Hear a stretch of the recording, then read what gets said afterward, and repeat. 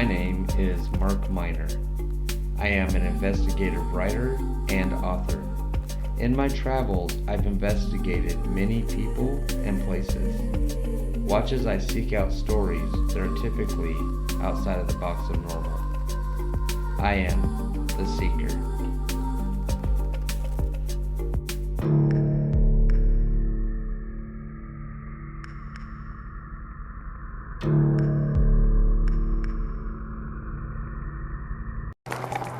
Hi, welcome back, guys. So I'm here on the Oregon coast, and we're at Amanda's Trail. Now that name might make it sound like this trail is named after someone pretty recent, but it's not. So this trail runs through the former Coast Indian Reservation, established in 1855. A place where tribes could live in peace. Hold on. Oh, I gotta get past that limb. So hostilities between the native population and settlers grew. Militias known as exterminators began to round up the tribes and confine them. Natives ran away from the area because of abuse. Oh, I couldn't read my writing. The U.S. military caught the runaways and brought them back. One such squaw was known as Amanda Decoys, who was old and blind. Amanda and other squaws were marched down this trail to another location under brutal conditions. So, being blind and old, Amanda, who is, I'm guessing they assigned her that name. I don't think that's her Indian name, but blind and old, she led these squaws on this trail. And it's not a very big trail, I'll show you. It's just like a little tiny trail right here. And with such abuse, I mean, they suffered such abuse. You know, a lot of times they didn't have shoes. Oh, they want us to go that way? Ooh. Oh, guys, I don't know if we can go that way. Here, let's see. It's awfully muddy. Yeah, that's really muddy. How weird is that? Let's see if we can do it. I mean, if Amanda can do it, I can do it. So, let's see. Yeah, that's quite muddy. Look at that mud, guys. But we can get around it. Alright. Oh yeah, we got this. Okay. So, we're going to go up the trail. But I kind of want to show you where we're at. Can you guys see it? We're right on the coast. That's the Pacific Ocean right there. Oh, and there's some mushrooms, guys. So, as I was saying, she was old and blind and led all these squaws through this trail with no shoes, hardly being fed, hardly didn't have any water. And they finally get to this end of the trail, and it doesn't really say what happened to them. I'm assuming they were put into camps and the such.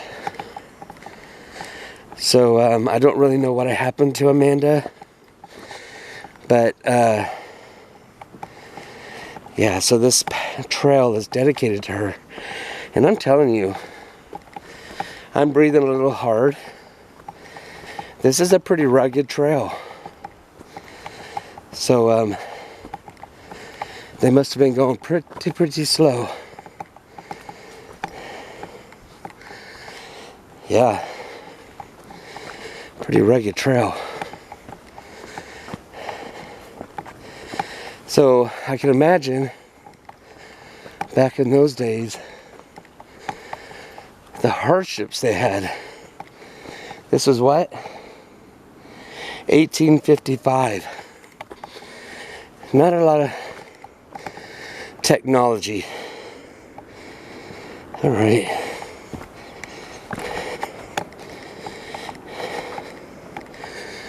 Oh, we're gonna go downhill now.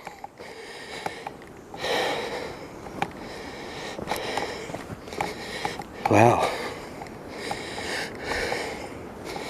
Yeah, this is a really rugged trail. So, as you can see, there's the trail through there. Excuse my breathing. Imagine walking through this forested area back in 1855. I mean, really imagine it. You have really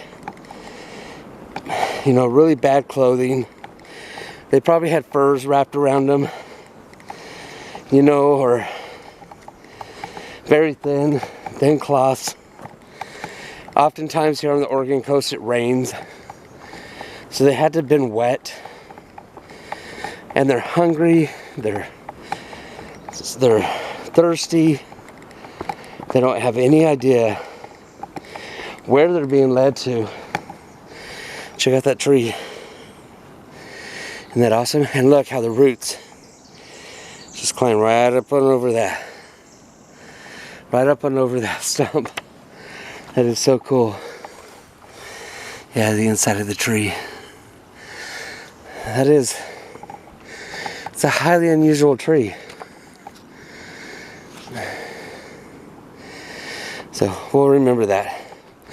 Because I brought Amanda and the other squaws a gift today, and I want to leave that for them. And so that tree just kind of spoke to me back there.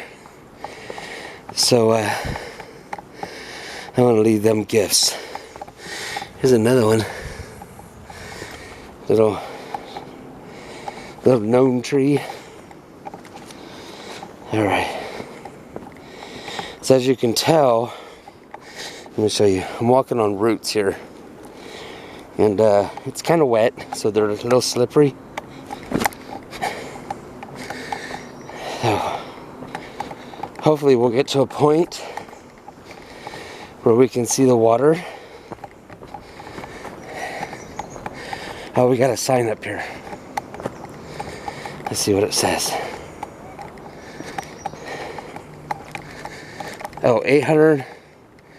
So we're at 820 feet. I can hear the waves crashing now. Whew, man, we are going downhill. It's pretty steep. All right. It's a beautiful walk, though. I wouldn't want to have done it in the conditions that those squaws did, though. So, I would imagine that they probably had moccasins or sandals or something. And I think this trail runs all along the coast here, all the way up the coast until you can't go anymore. I'm not quite sure. So, but we're gonna go down it a ways and see. So, the funny thing about hardships is I think it's hardships are very individualistic. Is that a word? It is now. So, like hardships to Amanda and these squaws were, of course, trying to maintain, their life. Because they, like I said, they were hungry, they were thirsty, and the such. Look at this tree. Beautiful. A lot of interesting trees on this path. Anyways, however, I think everybody has struggles. Excuse me. That they deal with in an everyday sense of the word over eons of time. What was a struggle for someone in 1781 is not necessarily a struggle for someone in 2000. But then again, they have their struggles. I'm going to go back to that tree and leave Amanda and the squaws her gift. Well, anyways, where I'm going with this is I wanted to take the time today while we're hiking to talk about struggles. So, sorry, I gotta look at the path so I don't trip. So, we all have struggles. You know, the level of the type of person you are is how you deal with those struggles. You know, it's okay once in a while to fall on your butt or slip and make mistakes. And it's okay to have a pity party, you know, as long as you don't stay there. You have to be strong. So, I myself, within the past 2 weeks, have been dealing with struggles. I have felt like the world has been on my shoulders. For many reasons I really shouldn't go into, because then I just sound like a complainer. But when I go through these struggles, what I tend to do is I tend to get quiet and pull in and then deal with it as it comes. And that's my way of dealing with it. And then after I get through things, I come out of my shell and, you know, bam, there I am. I'm a happy guy. So that's how people deal with struggles, or that's how I deal with struggles. People deal with them in different ways. So if you're going through some struggles right now, if you're going through some stress, just remember it's going to be okay. You know, take the time to do some self-help, heal yourself a little bit, and just give yourself time. You know, it'll get better. So again, I wanted to bring it up on this trail because I think this is what this trail kind of signifies. To have that strength, to keep going when you don't think you got any more, and to always know that struggles is something to overcome, not something you live in. So Amanda and her squaws on this trail really proved that. So, okay, so I'm going to climb off my soapbox, and I'm going to show you some of these trees. And I know that sounds weird. We're not out here tree watching. We actually came here for a purpose. However, there are some pretty interesting trees here. I have never seen these kind of trees anywhere in Oregon. I mean, the way they formed, it's almost like they have a life of their own. So I'll show you. Look at this. First of all, there's a lamppost that wire fell over. But look at that, how that tree, that's on a stump, and that tree grew out of it with its roots and grew and grew and grew. Isn't that cool? And look at this. Look how those roots, the earth just came away from it. It's really interesting. But there's one up here that's catching my eye. I want to see it. Let me see if we can get close. Oh, wow. Really cool. Check that out. Isn't that interesting?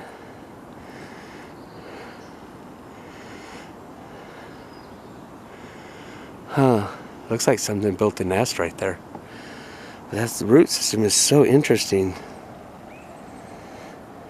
All these trees are just like, I don't know, they come across as like wise. Very old, obviously.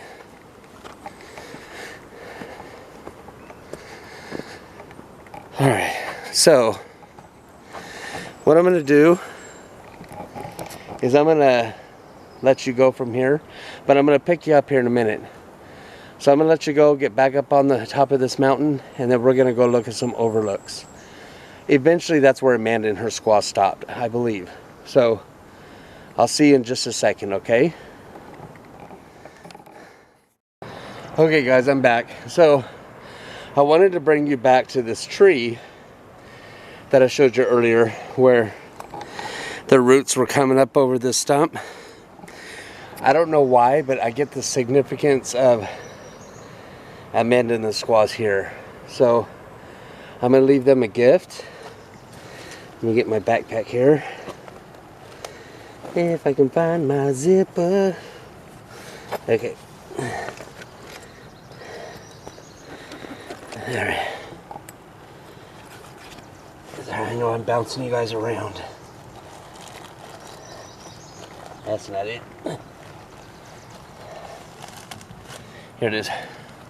So what I have is tobacco. So I'm gonna leave this tobacco here for them. So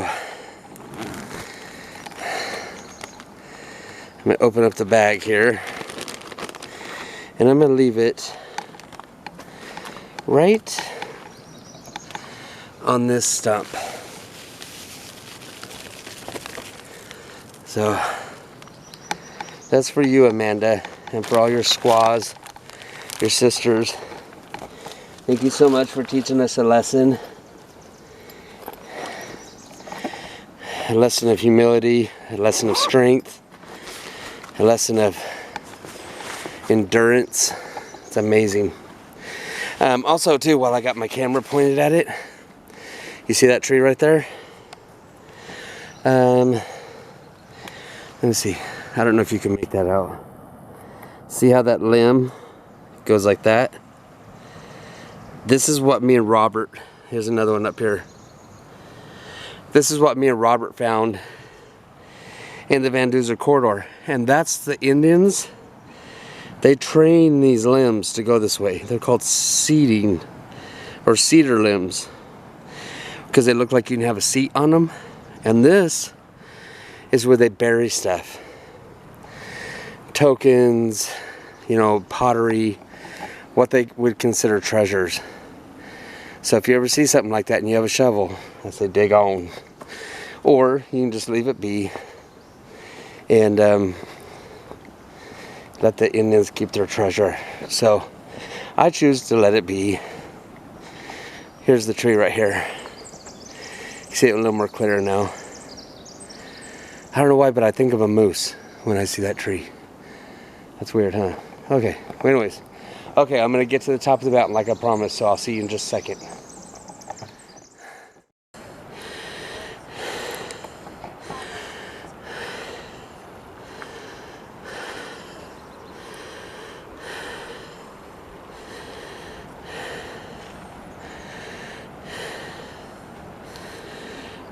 This is the top of the mount, guys, with the ocean.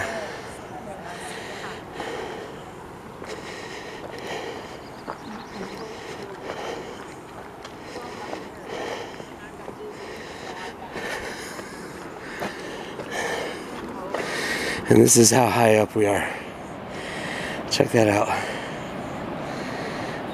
There's the ocean. Little tiny roads, little tiny cars. Houses. That's how high up we are. And that's the ocean, guys. Okay. So let's go on up.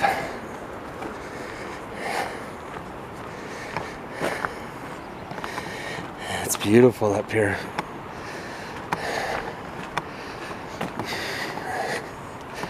Oh, there's another trail right there. Oh, that's a St. Perpetua trail. Alright. Boy, climbing up that Amanda's trail got me really winded. So, it's crazy. See, the trees aren't... See the trees here? They weren't like they were on Amanda's trail. These look very normal. Okay. So, let's get to the car. Alright. So, I'm going to let you guys go. And I hope you enjoyed this episode. Giving homage to Amanda Decoy and her squaws that she led. So, you guys be good. Stay weird. if you guys want to come here, it's called Cape Perpetual.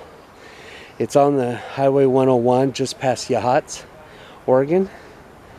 Beautiful place. You gotta come here. It's just got a lot of history. So anyway, stay weird, guys. Thanks for joining me. Also, a huge shout out to Joey Kincaid. He's an awesome guy. And I hope you see this, Joey. You're an awesome person. So, thank you, everybody. I'll talk to you soon. Bye.